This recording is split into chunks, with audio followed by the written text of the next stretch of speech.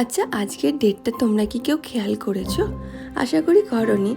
আর আমি করেছি, কারণ আজকের ডেটটা হলো 5/5/25। মানে সেই ছোটোবেলায় পড়া নামতার মতো না, 5/5/25। আর আমি স্পেশালি খেয়াল করেছি কারণ আজকের দিনটা হলো আমার ভূমিষ্ঠ হওয়ার দিন, মানে আজকে আমার জন্মদিন। আর আজকে আমার এই স্পেশাল দিনে তোমরা অনেকেই তোমাদের মূল্যবান সময় থেকে সময় বার করে আমাকে অভিনন্দন জানিয়েছো, উইশ করেছো। তো তার জন্য তোমাদের সবাইকে আমার অনেক অনেক অনেক অনেক ভালোবাসা, আর বড়দের আমার সশ্রদ্ধ প্রণাম। আজকে যেহেতু সোমবার, গিনিমোহরে স্কুল আছে, তো তার জন্য আজকে বাইরে যাওয়ার কোনো প্ল্যান নেই। আর বাইরে না যাওয়ার আরেকটা বড় কারণ হলো আজকে আমার শরীরটাও একদম ভালো নেই, তার জন্য বাইরে যেতে পারবো না। আর গিনিমোহরে যেহেতু অনলাইন ক্লাস চলছে, তো তার জন্য না দুপুরবেলায় ওদের হাতে পায়েস খাওয়া থেকে আমাকে বঞ্চিত হতে হয়নি। আসলে বিয়ের পর থেকে না জন্মদিনে সেভাবে মায়ের কাছে যাওয়া হয় না।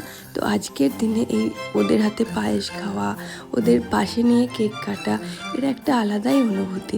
মানে আজকের দিনে ওই জায়গাটা মানে ওরা নিয়ে নেয়, বেশ ভালো লাগে। আর কী ধরনের কেক আসবে, কেকের ওপর কী লেখা থাকবে, সেগুলো কিন্তু ঠিক করেছে গিনিমোহর সেগুলো ঠিক করে ওর বাবাকে বলেছে। আসলে ওরা না জন্মদিন নিয়ে খুব এক্সাইটেড হয়ে থাকে, মানে সে নিজেরই হোক বা অন্য কারোর। বেশ কয়েকদিন আগে থেকে মানে পরিকল্পনা করে কি করব না করব।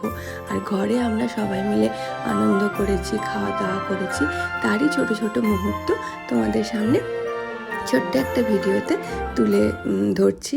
আশা করি তোমাদের ভালো লাগবে।